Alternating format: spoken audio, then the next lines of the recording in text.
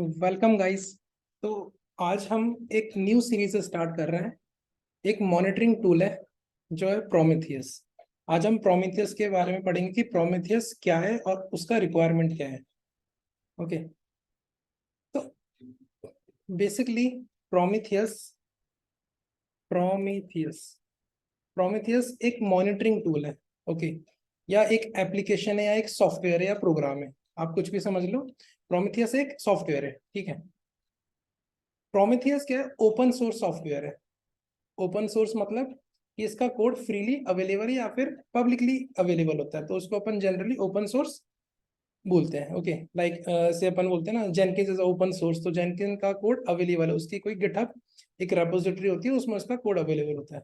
For example, तो अपना Prometheus भी एक ओपन सोर्स सॉफ्टवेयर है। अब ये किस चीज का सॉफ्टवेयर है? ओके, तो ये बेसिकली एक मॉनिटरिंग टूल है। ओके, अब मॉनिटरिंग टूल मतलब ये मॉनिटर करता है। अभी क्या मॉनिटर करता है वो हम देखेंगे, ठीक है। तो उससे पहले देखते हैं कि प्रोमीथियस का यूज क्यों है और इसका रिक्वायरमेंट क्यों है, ठीक है। तो अपन तो हम क्या करते हैं,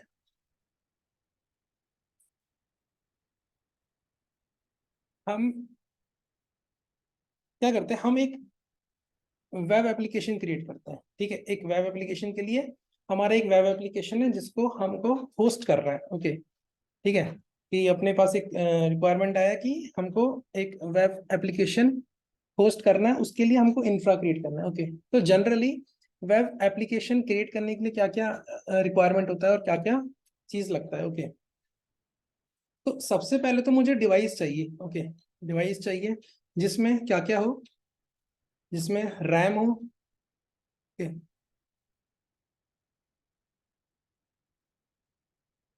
हार्ड डिस्क हो,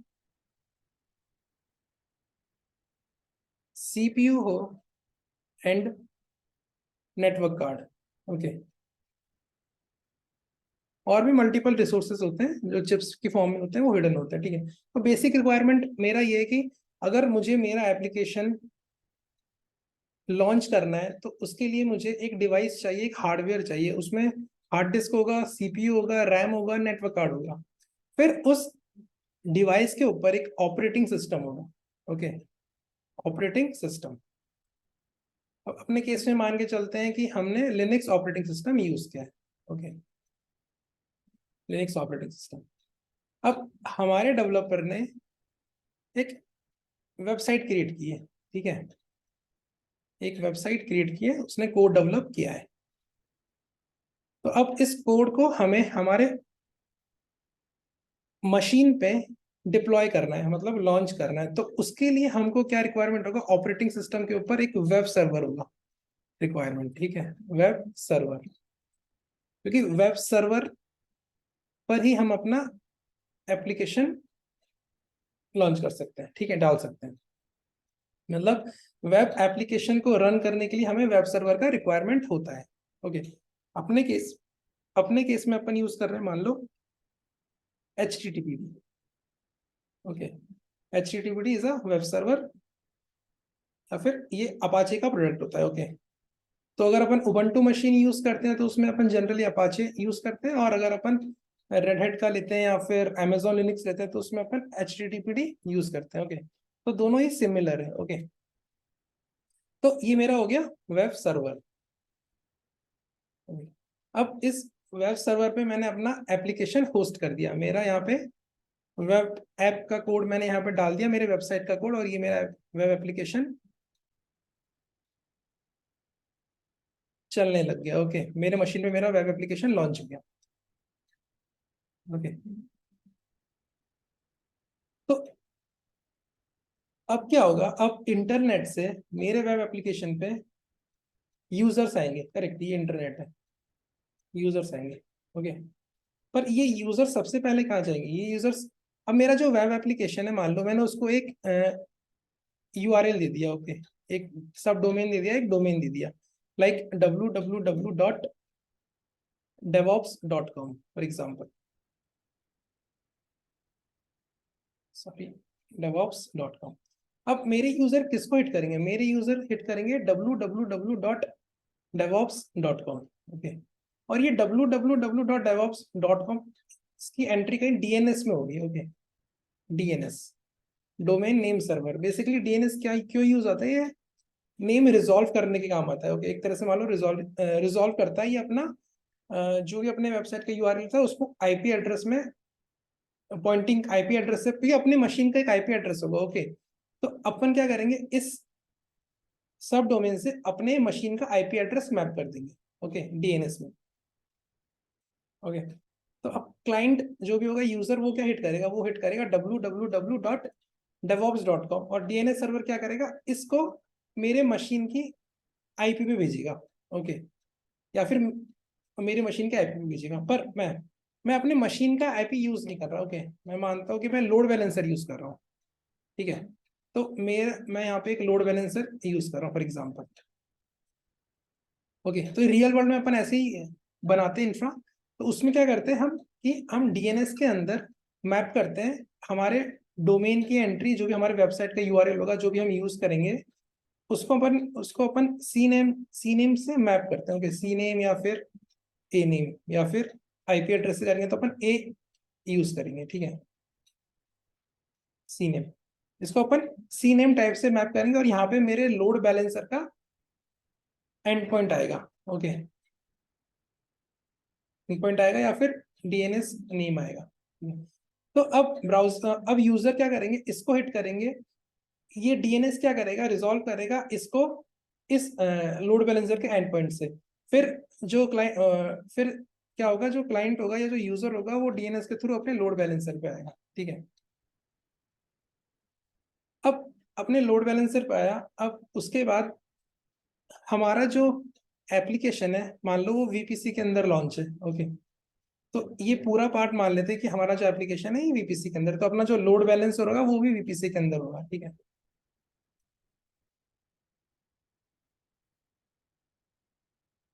करेक्ट। तो उससे पहले भी अपन पूरा वीपीसी क्रिएट अपने पढ़ा है, हमने पढ़ा है वीपीसी का पूरा प्लेलिस्ट क्रिएट किया, तो आप एक बार वीपीसी पढ़ लेना अगर आपको नहीं पता क्या होता है। ठीक है, तो अब वीपीसी में एंटर करेगा तो वहां पे एक नेट गेटवे भी, वो इंटरनेट गेटवे लगता है।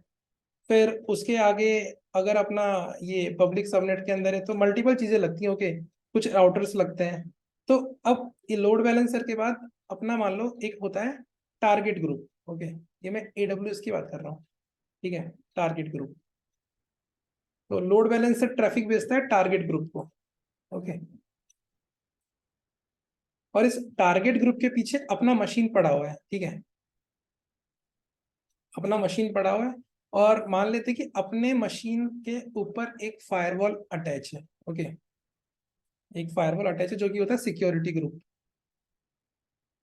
Security group. ओके, तो अब यूजर इंटरनेट से हमारे एप्लीकेशन पे आ रहा है। ठीक है, अब मान लो कि यूजर ने, है ना, अब मैंने ये पूरा इंफ्रास्ट्रक्चर क्रिएट कर दिया, सब कुछ मैंने बना के रेडी कर दिया। ठीक है, सब चल रहा है। अब मान लो कभी ऐसा हुआ कि यूजर ने मेरे वेबसाइट पे आने का ट्राई किया। ठीक है, पर डीएनएस उसको रिजॉल्व ही नहीं कर पा रहा। ठीक है, मतलब उसने हिट किया, यूजर ने खुद के ब्राउजर पे जाके हिट किया www.devops.com। ठीक है, और जैसे ही वो हिट कर रहा है ना, तो डीएनएस उसको रिजॉल्व कर रहा है, पर उसको ना दूसरे आईपी एड्रेस पे रिजॉल्व कर रहा है। ओके, तो ये एक रियल वर्ल्ड इशू है, मैं आपको बताता हूँ क्या होता है ना। मेरी कंपनी का जो इंफ्रा है उसमें एक इशू हुआ था। तो हमारा क्या क्लाउड फ्रंट पे सेटअप था। ओके, तो जब हम एक डोमेन को हिट कर रहे थे ना, और वो डोमेन हमारा, उसकी एंट्री हमने हमारे डीएनएस में कर रखी थी, तो डीएनएस में कुछ इशू हो गया था, तो वो कैशिंग कैशिंग कर लिया था उसने कुछ आईपी एड्रेस को, तो है ना, वो दूसरे आईपी एड्रेस पे मेरे इसको रिजॉल्व कर रहा था। करेक्ट, मेरा जो डोमेन है और सब डोमेन है ना, उसको दूसरे आईपी एड्रेस पे रिजॉल्व कर रहा था, शायद पुराने पे कर रहा होगा। तो बार बार क्लाइंट को, है ना, मेरा जो यूजर है उसको कुछ भी नहीं दिख रहा था, उस पे वो उस पे हिट कर रहा था, तो उसको इशू दे रहा था, मतलब कैन नॉट एक्सेसिबल, या फिर रीलोड ऐसे देता है, पेज नॉट फाउंड, ऐसा कुछ इशू दे रहे थे, मतलब कि 500 के कुछ इशू दे रहा था उसको। तो अब मुझे कैसे पता चलेगा कि ये इस पे इशू है। ठीक है, मान लेते हैं कि इनकेस इस पे इशू है, चलो अब इस पे इशू नहीं है, चलो मान लेते हैं ये सही है। अब मैं अपने इंफ्रा के अंदर आया, ठीक है, अब मैं अपने वीपीसी के अंदर आया, ठीक है, और मान लेता हूँ कि मैंने अपने मेरे वीपीसी में, है ना, गलती से मेरा इंफ्रा सब कुछ रेडी है, मान लो मेरे इसके वीपीसी के अंदर किसी ने राउट टेबल में से कोई एंट्री निकाल दी। ओके, ओके, मान लेते कि किसी ने एक एंट्री निकाल दी 0.0.0.0 through internet gateway for example. Okay, अब ये एंट्री अगर कोई निकाल देगा तो ना तो मेरा मशीन बाहर जा पाएगा ना बाहर से कोई आ पाएगा, ठीक है। तो पहला फेलियर तो वो डीएनएस पे हो सकता है, दूसरा हो सकता है कि हमारे जो प्राइवेट क्लाउड है उस पर फेलियर हो सकता है, ठीक है। तीसरा क्या हो सकता है, तीसरा मान लेते हैं कि लोड बैलेंसर के ऊपर एक फायरवॉल लगा रहता है। ओके, तो वो होता है सिक्योरिटी ग्रुप। मान लेते हैं कि उसके सिक्योरिटी ग्रुप में गलती से कोई रूल की एंट्री चेंज हो गई या फिर किसी ने एडिट कर दिया जिसको नॉलेज नहीं था, उसने गलती से आगे मान लो चेंज कर दिया वो रूल, ठीक है। उसने न्यू एंट्री कर दी, मान लो कि मेरा एप्लीकेशन चल रहा है पोर्ट 80 पे, ठीक है, और उसने गलती से आके यहाँ पे कर दिया पोर्ट 90। ओके, ठीक है, तो तीसरा इशू ये भी हो सकता है। चौथा इशू क्या हो सकता है, मेरा जो टारगेट ग्रुप है, ओके, वो मेरे एप्लीकेशन को हिट नहीं कर पा रहा, क्योंकि लोड बैलेंसर में क्या होता है पता है, लोड बैलेंसर रिक्वेस्ट भेजता है टारगेट ग्रुप को, और टारगेट ग्रुप क्या करता है, हेल्थ चेक करता है, मतलब वो बार बार अपने मशीन पे जाके मशीन को हिट करता है, कि वो चेक करता रहता है कंटिन्यूअसली कि आपका मशीन सही चल रहा है या मतलब इसमें कुछ प्रॉब्लम है, वो उसको हिट नहीं कर पा रहा, तो वो हिट करता रहता है कंटिन्यूअसली, ठीक है। अगर वो हिट करता है कंटिन्यूअसली, है ना, वो कुछ रिक्वेस्ट हिट करता है, उसको रेस्पॉन्स मिलता है, तो वो बोलता है कि आपका मशीन हेल्दी है, ठीक है।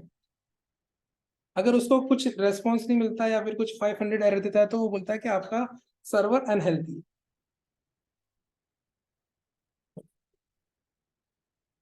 अब मान लो ये जो फेलियर्स है, मान लो यहाँ पे भी फेलियर नहीं हुआ, मेरे वीपीसी में भी फेलियर नहीं हुआ, मेरे लोड बैलेंसर में भी फेलियर नहीं हुआ, कहीं पे भी फेलियर नहीं हुआ, मैं मशीन पे आ गया, ठीक है। अब सडनली मान लो कि मेरे मशीन पे ट्रैफिक सडनली बढ़ गया, ठीक है, या फिर मेरे मशीन के ऊपर क्या है, मेरे मशीन पे जो मेरा प्रोग्राम चल रहा था या मेरा जो एप्लीकेशन चल रहा था ना, वो बहुत ज्यादा मेमोरी यूटिलाइज कर रहा है, मतलब उसको ज्यादा रैम चाहिए, ठीक है, उसको ज्यादा रैम चाहिए, और मैं देख रहा हूँ कि उसका जो उसने ना 98% रैम यूटिलाइज कर लिया। ओके, उसको बहुत रैम चाहिए था, उसको 98% रैम यूटिलाइज कर लिया, ठीक है। अब क्या होगा, मेरा सिस्टम क्या हो जाएगा, हैंग करना स्टार्ट हो जाएगा, अनरेस्पॉन्सिव हो जाएगा, ठीक है, क्योंकि उसका 98% यूटिलाइज हो गया, और अपने मशीन में अदर प्रोसेस भी चलते हैं, उनको भी रैम का रिक्वायर्ड होता है, ठीक है। तो वो अनरेस्पॉन्सिव हो जाएगा अपना सर्वर, ठीक है। या फिर मान लो कि मेरा जो डिस्क है, ठीक है, मेरा जो हार्ड डिस्क है उसका साइज फिल हो गया, मान लो वो पूरा 100% डिस्क, मान लो मेरा 100 GB का डिस्क था और ये पूरा भर गया, ठीक है, ये पूरा भर गया। या फिर अब सीपीयू यूटिलाइजेशन मान लेते हैं, मान लो मेरा सीपीयू यूटिलाइजेशन पूरा 100% हो गया, ठीक है, और मान लेते कि मेरे मशीन का जो कॉन्फ़िगरेशन था, जो मैंने अपनी मशीन को दे रखा था, वो 2 GB रैम दे रखा था, ठीक है, 100 GB हार्ड डिस्क दे रखा था, और 2 कोर सीपीयू 2 vCPU दे रखे थे, मान लेते हैं, ठीक है।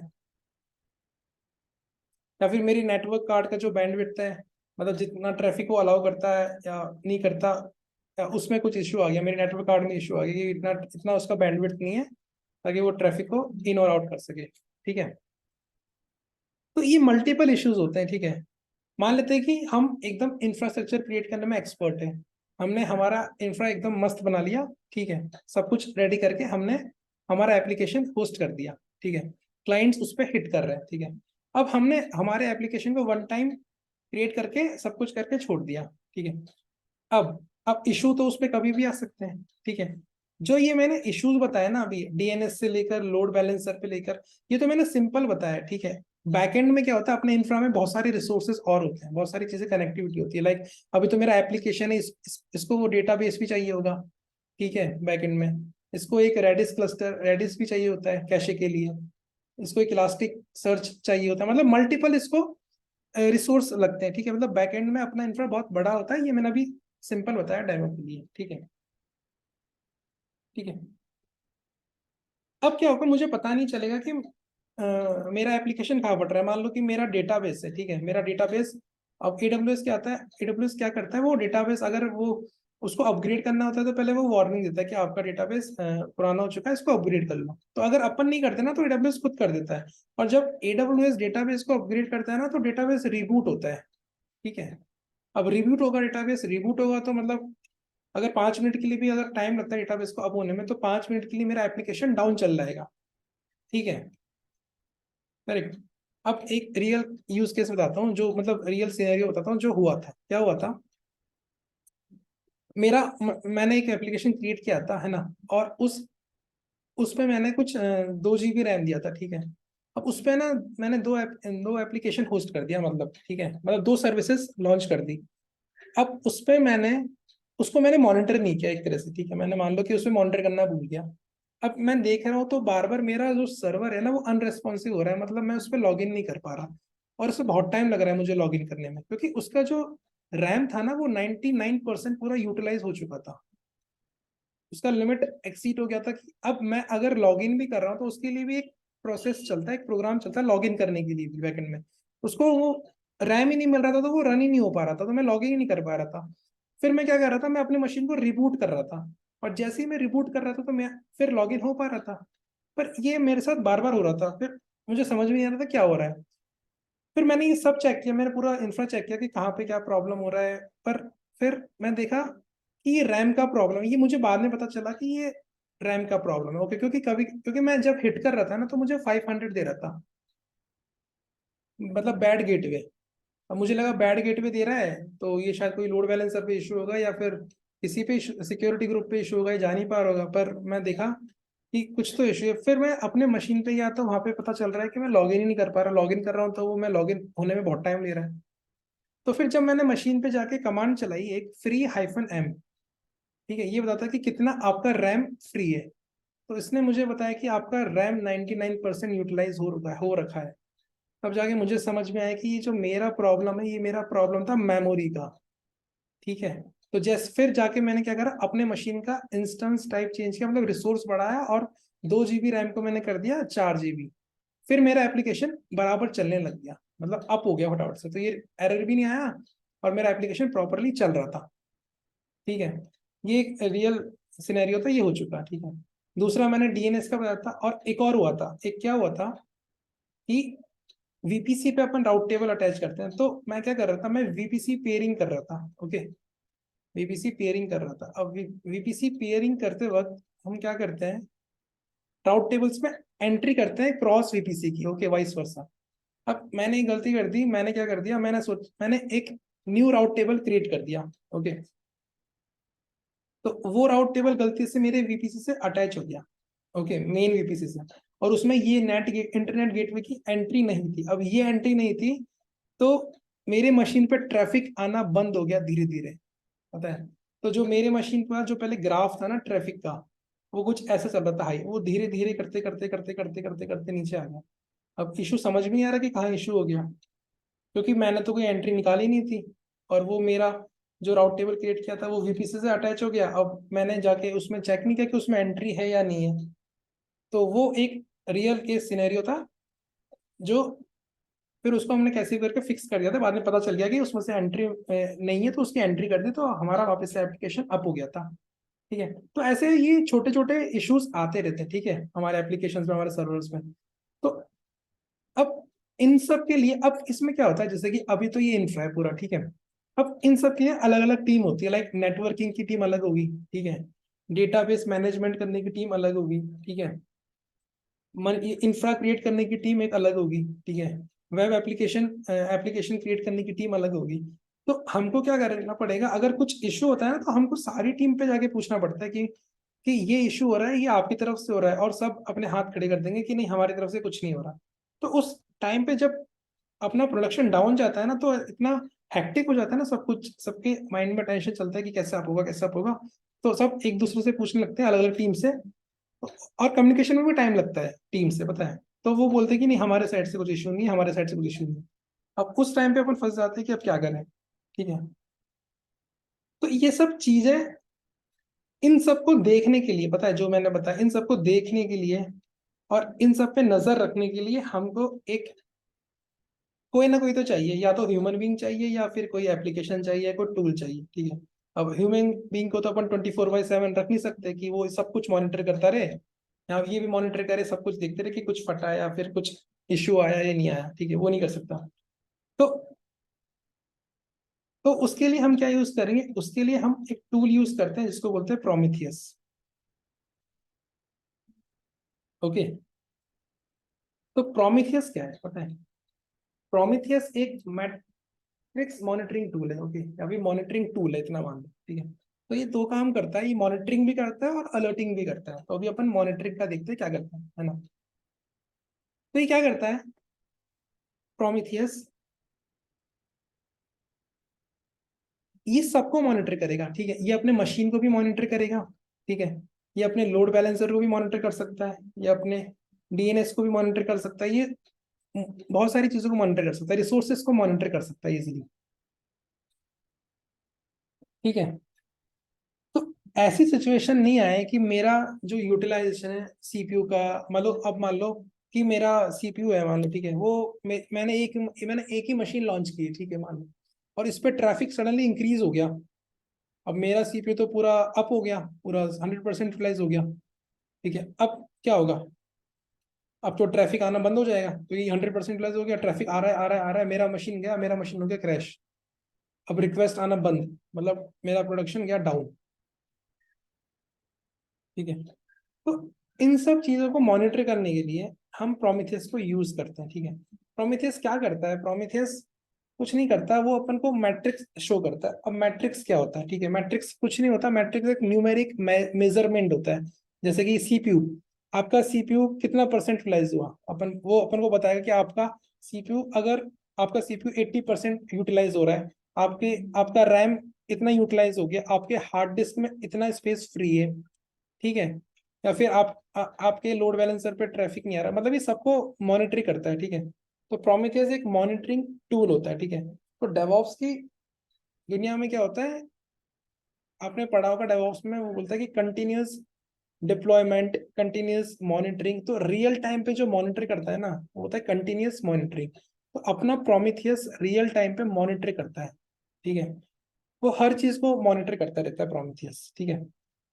इसका सेटअप अपन देखेंगे कि सेटअप कैसा होता है जब अपन एक प्रोमीथियस सर्वे करेंगे, पूरा अपन हैंड्स ऑन करेंगे, सब पे एक एक स्टेप हैंड्स ऑन करेंगे, कैसा होता है, कैसे वर्क करता है, कैसे वो मैट्रिक कलेक्ट करता है, वो सब, ठीक है। तो मॉनिटरिंग मस्ट है। ओके, अगर मॉनिटरिंग आप नहीं करते, कल को आपका इंफ्रा में कुछ प्रॉब्लम होता है, तो अपन पता नहीं कर सकते कि क्या होता है। अब प्रोमीथियस अगर अपन मॉनिटर करना स्टार्ट कर देंगे, ठीक है, ठीक है, अब अपन मॉनिटर करना स्टार्ट कर देंगे उसको हर एक पॉइंट पे, ठीक है। तो अपन को पता चल रहा है कि इस पॉइंट पे आके ये इशू हुआ था, और इस पॉइंट पे आके मेरा वेब एप्लीकेशन पे ट्रैफिक कम हो गया, ठीक है, वेब एप्लीकेशन में ट्रैफिक कम हो गया, या फिर मेरे लोड बैलेंसर के सिक्योरिटी ग्रुप में किसी ने रूल ऐड कर दिया, या फिर मेरे नेटवर्क में या वीपीसी में कुछ चेंज हुआ है, तो वो हर चीज को बता देगा कि आपका कुछ ना कुछ ये हुआ है, मतलब आपके मशीन पे ट्रैफिक कम आ रहा है, आपका रैम बढ़ गया, सीपीयू बढ़ गया, या आपकी हार्ड डिस्क फुल हो गई है। अगर आपकी हार्ड डिस्क फुल हो गई तो आप उस पर कोड और नहीं अब डाल सकते कि उसकी हार्ड डिस्क फुल हो चुकी है। तो ऐसे मल्टीपल इश्यूज आते रहते हैं, तो इन सबको मॉनिटर करने के लिए एक या तो ह्यूमन बीइंग चाहिए या फिर एक टूल चाहिए। तो अपन ने यूज किया प्रोमीथियस उसके लिए। अब ये सब अपन डेटा कलेक्ट क्यों करते हैं, ठीक है। माना कि प्रोमीथियस मुझे इन सब का मैट्रिक्स देता है, ठीक है, मतलब मैट्रिक्स, एक ये मैट्रिक्स मॉनिटरिंग टूल है, ठीक है, प्रोमीथियस। तो एक बार अपन स्क्रीन क्लियर करते हैं, ठीक है। तो मान लेते हैं कि ये हमारा प्रोमीथियस का सर्वर है, ठीक है, और ये मेरा वेब एप्लीकेशन है, और इसमें मेरा मान लेते हैं रैम, सीपीयू, हार्ड डिस्क, ठीक है। तो प्रोमीथियस के पास क्या होगा, इन सब का मैट्रिक्स कलेक्ट होगा, ठीक है। प्रोमीथियस इन सब का डेटा कलेक्ट करके रखेगा हर एक टाइम पे, हर एक पॉइंट टाइम पे, ठीक है, पॉइंट इन टाइम पे। जैसे कि मान लो वो, अगर मुझे डेटा चाहिए, मान लो मुझे डेटा चाहिए 1 घंटे का, तो प्रोमीथियस क्या करेगा, मुझे 1 घंटे का डेटा ला के देगा कि 1 घंटे में आपका सीपीयू यूटिलाइजेशन कितना बढ़ गया या कितना कम हो गया। 1 घंटे में आपका जो मेमोरी है वो कितना यूटिलाइज हुआ है, कितना यूज हुआ है। 1 घंटे में आपका हार्ड डिस्क कितना स्पेस फ्री है या फिर कितना भर चुका है। तो वो मुझे हर पॉइंट इन टाइप का डेटा लाके मुझे देगा, ठीक है। अब मुझे डेटा क्यों चाहिए, करेक्ट, मुझे ये सब लाके ये दे रहा है, तो मैं क्या करूंगा, मैं इन पे कुछ एक्शन लूंगा। तभी तो मैं उसको मॉनिटर कर रहा हूँ, उससे मैट्रिक्स कलेक्ट कर रहा हूँ, ठीक है। उससे मैं मैट्रिक्स कलेक्ट कर रहा हूँ, उससे मैं डेटा ले रहा हूँ कि ये इस पॉइंट पे इतना हो रहा है, तो उस पर मैं कुछ एक्शन ले सकूँ, ठीक है। जैसे मेरा मान लो सीपीयू यूटिलाइजेशन, जैसे ही मेरा सीपीयू यूटिलाइजेशन 80% से ऊपर जाता है, तो मैं उस पर कोई एक्शन ले सकूं। और एक्शन लेने के लिए या तो मैं किसी ह्यूमन को बोलूं या फिर मैं कोई ऑटोमेशन टूल यूज करूं, डेवऑप्स का ही, ठीक है। तो जैसे ही मान लो मेरा सीपीयू यूटिलाइजेशन 80% से ऊपर जाता है, तो मैं क्या करूंगा, मैं ऑटो स्केलिंग यूज करूंगा। ऑटो स्केलिंग को मैं बोल दूंगा जैसे ही मेरा सीपीयू 80% ऊपर जाता है, तो फटाफट से 2 मशीन और खड़े कर दो। तो मेरा ऑटो स्केलिंग क्या करेगा, 2 मशीन खड़े कर देगा बैकएंड में। अब क्या होगा, अब इनका जो एवरेज सीपीयू यूटिलाइजेशन होगा वो कम हो जाएगा। तो मतलब मेरा सीपीयू यूटिलाइजेशन पहले 80% था, अब कुछ 30% या 40% हो गया, करेक्ट। अब मान लो कि वीकेंड पे मान लो या फिर कभी नाइट में, मान लो नाइट में, ठीक है। नाइट में मेरे मशीन पर ट्रैफिक कम आ रहा है, तो अब वो भी मैं मॉनिटर करूंगा, ठीक है। मैं ये मॉनिटर करूंगा, प्रोमीथियस को बोलूंगा कि अगर मेरा जो सीपीयू यूटिलाइजेशन है वो 30% से कम जा रहा है ना, तो क्या करूंगा मैं, 30% से कम जा रहा है, मुझे मैट्रिक्स मिल रहा है कि मेरा जो है वो 30% से कम जा रहा है। उसके लिए क्या कर सकते हैं, उसके लिए मैं बोल दूंगा कि चल जो 3 सर्वर है उसमें से 2 सर्वर निकाल दें, क्योंकि अब ट्रैफिक ही नहीं आ रहा है। तो मैं फालतू में अपने रिसोर्सेज को रन करके क्या करूंगा, इसका कॉस्ट बढ़ेगा और कुछ नहीं होगा, ठीक है। जब मेरा एक ही मशीन से काम चल रहा है, तो मैं 2 मशीन पे लेके क्या करूंगा। तो ये सब ऑटोमेशन से होता है, ठीक है। जैसे एडब्ल्यूएस में ऑटो स्केलिंग होता है, वो ये सब करता है। अब जैसे हार्ड डिस्क के मान लो, ठीक है, मेरा हार्ड डिस्क फिल हो गया, मैंने अपने प्रोमीथियस से मैं क्या कर रहा था, इसमें डेटा ले रहा था, डेटा कलेक्ट कर रहा था। अब मैं चेक कर रहा हूँ कि मेरा हार्ड डिस्क कुछ 80 से अबव चला गया, ठीक है। गाइस अगर अपना हार्ड डिस्क भी फिल अप हो जाता है ना पूरा 100%, तो कभी कभी इशू ऐसा होता है कि मशीन पे अपन कनेक्ट भी नहीं कर पाते, ओके, फुल हो जाता है पूरा। या फिर कुछ डेटा डालना हो या कुछ करना हो तो नहीं कर पाते, ये देखा है मैंने। तो हर रिसोर्सेज का एक अलग यूटिलाइज होता है, एक अलग अलग यूज केस होता है, ओके। तो हर चीज को अपन को मॉनिटर करना होता है, तो उसके लिए हम प्रोमीथियस यूज करते हैं, ठीक है। कभी कभी क्या होता है, जैसे अपना वेबसाइट चल रहा है, ठीक है, एक रियल यूज केस बताता हूँ। एक वेबसाइट चल रहा है, ठीक है। अब उसका जो सर्टिफिकेट है ना, जिस पे चल रहा है, मतलब सर्टिफिकेट क्या होता है, अगर मेरा वेबसाइट HTTPS पे चलता है ना, तो उसको एक सर्टिफिकेट चाहिए होता है, SSL सर्टिफिकेट, ठीक है, HTTPS में। अब इसका जो ना एक्सपायरेशन होता है ना, वो 1 साल का होता है, कि 1 साल के बाद आपका सर्टिफिकेट एक्सपायर हो जाएगा, ठीक है। अगर मैं अपने वेबसाइट को मॉनिटर नहीं करूं, मान लो मेरा जो वेबसाइट है उसको मैं मॉनिटर नहीं करूं, और 1 साल हो गया, और जैसे ही मेरा सर्टिफिकेट एक्सपायर हुआ, मेरा सर्टिफिकेट डाउन, मेरा वेबसाइट डाउन चला जाएगा। मतलब उसको कोई HTTPS पे एक्सेस नहीं कर पाएगा, ठीक है। वो एक तो कोई एक्सेस नहीं कर पा रहा, और उसको HTTP पे लोग बाग एक्सेस कर रहे हैं, तो वो अनसिक्योर बता रहा है, ठीक है। तो ये प्रॉब्लम होता है। तो इन सबको भी मैं मॉनिटर कर सकता हूँ कि मेरा वेब एप्लीकेशन का सर्टिफिकेट कब एक्सपायर होगा, मतलब कब डाउन जा रहा है, मतलब एक एक चीज मैं मॉनिटर कर सकता हूँ, ठीक है।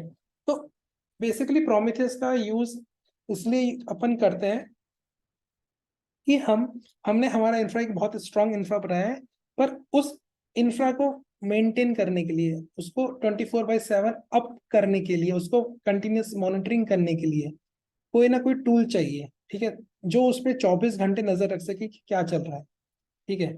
अब हम तो क्या करते हैं, हम तो 24 घंटे नजर नहीं रख सकते। तो प्रोमीथियस क्या करेगा, वो मॉनिटर करेगा और अलर्ट भी करेगा कि भाई आपका सीपीयू यूटिलाइजेशन 80% से अब जा रहा है, आपको कुछ एक्शन लेना है, या फिर आपने कुछ ऑटोमेट कर रखा है कोई टूल से, वो अपने आप कर देगा। अगर ऑटोमेट कर रखा है तो अपन उसको ऑटोमेट कर देंगे, वरना वो अलर्ट भेजेगा। वो अलर्ट हमको कहीं पे भी मिल सकता है, वो अलर्ट हमको हमारे ईमेल पे मिल सकता है, ठीक है, हमारे टीम्स पे मिल सकता है, या फिर हमारे स्लैक पे मिल सकता है। वो हम कॉन्फ़िगरेशन करते हैं कि हमको कहाँ पे चाहिए अलर्ट, तो वो अलर्ट कर देगा। अब उस पर अपन को एक्शन लेना पड़ेगा कि हम हमारा हार्ड डिस्क 90 GB पूरा भर चुका है, तो अपन क्या करेंगे, हार्ड डिस्क का साइज बढ़ा देंगे। अभी 100 GB था, अब हो जाएगा, अपन उसको कर देंगे 150 GB, ठीक है। तो ऐसा होता है। अब ऐसा भी होता है कि हम हमारे वेब एप्लीकेशन का सर्विस है, HTTPD सर्विस है, HTTP सर्विस, उसको भी मॉनिटर कर सकते हैं कि ये सर्विस कब स्टॉप होता है, ठीक है।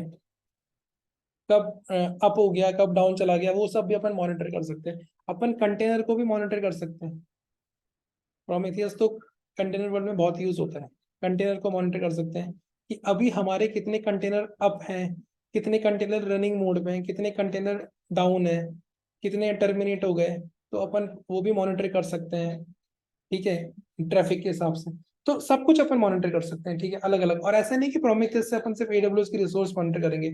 प्रोमेथियस मल्टीपल क्लाउड्स को सपोर्ट करता है, आप जीसीपी के भी मॉनिटर कर सकते हो और एज्योर के भी कर सकते हो, ठीक है। पर हर क्लाउड एक मॉनिटरिंग टूल खुद का ही प्रोवाइड करता है, जैसे एडब्ल्यूएस में होता है क्लाउड वॉच। क्लाउड वॉच एक बहुत अच्छा सर्विस है एडब्ल्यूएस का, ये सब कुछ करता है, ठीक है। पर क्लाउड वॉच का क्या होता है, कॉस्ट लगता है, ठीक है, इसमें बहुत कॉस्टिंग है ये। तो कॉस्ट में को मिनिमाइज करना है, क्योंकि एक अच्छा इंफ्रा बना रहे हो ना, तो वो एक कॉस्ट ऑप्टिमाइज भी होना चाहिए, ठीक है। वही प्रोमीथियस का ओपन सोर्स है, इसके लिए मुझे सिर्फ एक सर्वर लगेगा, ठीक है। वो एक सर्वर में क्रिएट कर दूंगा और उससे मैं मॉनिटर करना स्टार्ट कर दूंगा पूरे इंफ्रा को अपने। तो अपन यहाँ पे कॉस्ट भी बचा सकते हैं, ठीक है। तो cost optimise is also must. अगर आप डेवऑप्स इंजीनियर हो या फिर आप कुछ इंफ्रा क्रिएट कर रहे हो, तो आप अपना इंफ्रा एक तो सिक्योर बनाओ, उस पर कॉस्ट ऑप्टिमाइजेशन करो, और सबसे मेन इंपॉर्टेंट काम है उसको मॉनिटर करो। अगर उसको मॉनिटर ही नहीं करोगे, कल को आपने गलती से मान लो कि आप जैसे जैसे जैसे मैं किसी के लिए कुछ प्रोजेक्ट बना रहा था, तो क्या होता, उसमें मैं उसको रैम मॉनिटर नहीं कर रहा था। अब रैम मॉनिटर नहीं कर रहा था, वो हो गया 99%, मुझे पता ही नहीं चल रहा क्या इशू है। अगर मैं इसको मॉनिटर करता, इसके लिए कोई अलर्ट क्रिएट करता कि भाई 80% जैसी हो मुझे अलर्ट कर देना, तो वो मेरा डाउन नहीं जाता। पर इस कारण से मेरा कुछ एप्लीकेशन डाउन चला गया 2 घंटे के लिए, क्योंकि मुझे इसको फाइंड आउट करने में टाइम लग गया। मैं यहाँ पे तो देखा नहीं, मैं हर जगह सबसे पूछ रहा हूँ टीम से कि यहाँ पे कुछ इशू हुआ है, यहाँ पे कुछ इशू है। तो ऐसे क्या, सब तो हाथ खड़े कर देते हैं, वो कुछ बताते नहीं, उनको लगता है कि हम देख रहे तो हमको देखना पड़ेगा। तो अगर इन सबसे बचना है तो सबसे अच्छा होता है हर चीज पे जाके मॉनिटर करो, आप अपने एप्लीकेशन को मॉनिटर करो, ठीक है। अब एडब्ल्यूएस हर चीज को मॉनिटर करता है, आपने देखा होगा लोड बैलेंसर अगर आप क्रिएट करोगे ना, तो एडब्ल्यूएस उसको मॉनिटर करता है। वो उसकी मैट्रिक्स देता है नीचे कि उस पर कितनी रिक्वेस्ट आई, कितनी उस पर 500 रिक्वेस्ट आई, ठीक है। उसको उस पे मतलब कितना ट्रैफिक आ रहा है, सब कुछ वो आपको मॉनिटर करके देता है, कितने टाइम अप रहा, कितने टाइम डाउन रहा, सब कुछ अपन को मॉनिटर करके देता है। तो वो मॉनिटर एक मैट्रिक्स की फॉर्म में करता है, ठीक है, एक ग्राफ की फॉर्म में करता है, एक नंबर की फॉर्म में करता है। तो प्रोमेथियस क्या करेगा, प्रोमेथियस अपन को मैट्रिक्स ला के देगा, न्यूमेरिक, ठीक है, न्यूमेरिक फॉर्म में ला के देगा डेटा कि ये लो, ये मैट्रिक्स है आपका, आपके इंफ्रा का या फिर आपके मशीन का। अब आप इसको यूज करके आप कुछ भी क्रिएट करो, आपको कैसे ऑटोमेट करना है, कैसे करना है, वो सब आप करो, ठीक है। तो ये होता है प्रोमीथियस का यूज केस, ठीक है। प्रोमीथियस मॉनिटरिंग का टूल है। तो ये आपको समझ में आया होगा कि प्रोमीथियस क्यों काम आता है। मैंने आपको रियल यूज केस भी बताया कि इन लोकेशन पे जाके आपको इशू हो सकता है, कुछ भी मिस हो सकता है गलती से, तो ये सब प्रॉब्लम होता है, ठीक है। अब इशू होता है तो एक होता है लॉग, अपन लॉग से भी चेक कर सकते हैं हमारे एप्लीकेशन में क्या होता है, तो वो लॉग मैनेजमेंट एक अलग हो गया, उसके लिए अपन कोई अलग टूल यूज करेंगे, ठीक है। अब जैसे कि प्रोमीथियस तो मैट्रिक्स कलेक्ट करके अपन को दे देगा, अब उसका एक विजुअलाइजेशन चाहिए, ग्राफ में चाहिए, तो उसके लिए अपन ग्राफाना यूज करते हैं। ऐसे मल्टीपल टूल्स होते हैं, ओके। तो प्रोमेथियस एक सिंपल चीज है जो क्या करता है, टूल होता है जिसके पास कैपेबिलिटी होती है मैट्रिक्स कलेक्ट करने की, कहीं से भी, from operating system, from database. Database कौन सा हो गया, माई सीक्वल हो गया, पोस्टग्रे सीक्वल हो गया, राउटर ले लो, load balancer, CPU, RAM, hard disk, इन सब का मैट्रिक्स कलेक्ट करता है। मैट्रिक्स कलेक्ट करता है मतलब न्यूमेरिक डेटा कलेक्ट करता है इनका, कि ये इस टाइम पे इनके ऊपर क्या क्या चेंजेस हुए हैं, वो सब अपन को ये आके देता है प्रोमीथियस। अब ये प्रोमीथियस इन सब मैट्रिक्स को स्टोर, कलेक्ट करके कहीं स्टोर भी करता होगा, तो वो हम देखेंगे, हम अपने नेक्स्ट वीडियो में देखेंगे कैसे प्रोमीथियस सर्वर बनाना है, और कैसे अपन को उसको एडब्ल्यूएस से इंटीग्रेट करना है कि वो अपने जो अपन मशीन्स लॉन्च करेंगे वो उसका डेटा कलेक्ट करके लाए। ये सब हम देखेंगे अपने नेक्स्ट वीडियोस में। सो गाइज, अगर आपको ये वीडियो पसंद आया तो इसको लाइक कीजिए, और कमेंट सेक्शन में मुझे बताइए कि आपको समझ में आ रहा है, क्योंकि अगर आप कमेंट सेक्शन में नहीं बताओगे आपको समझ में आ रहा है, तो फिर मेरा वीडियो बनाना मतलब वेस्ट है एक तरह से। तो आप मुझे बताइए, मुझे फीडबैक दीजिए कि कैसा लग रहा है, और अगर आपको अच्छा लग रहा है तो आप लाइक कीजिए, उसको शेयर कीजिए और सब्सक्राइब कीजिए।